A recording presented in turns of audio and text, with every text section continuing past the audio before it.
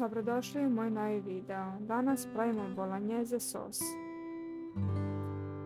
U jednu duplu šerpicu ćemo da sipamo maslinovo ulje. 1, 2, 3 kašike.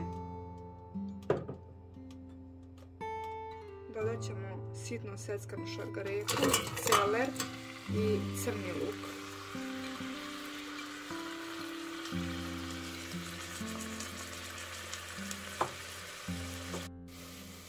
Kada smo propržili luk, šargarepu i celer, možemo da dodamo mleveno meso.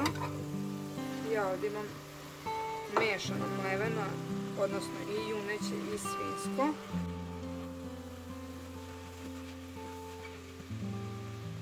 Sada ćemo meso posoliti.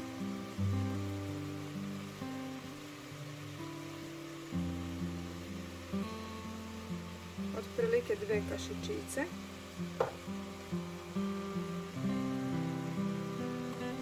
I bibera 1 kašičica.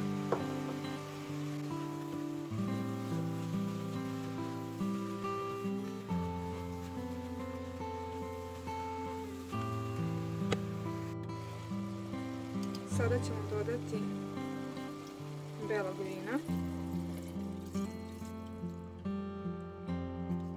Sačekat ćemo da ispari alkohol, pa ćemo onda nastaviti da dodajemo dalje.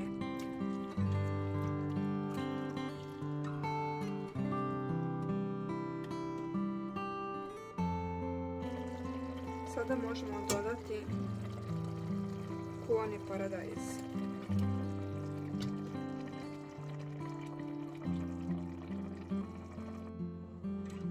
Sve ćemo dobro izmešati.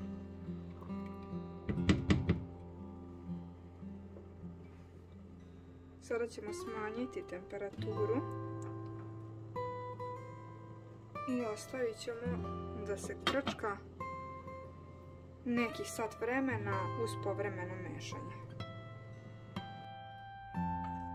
I naš bolognese sos je gotov. Možete ga služiti u špagete ili za lazanje. Prijatno! Za još ovakvog sadržaja lajkujte video i pretplatite se na moj kanal.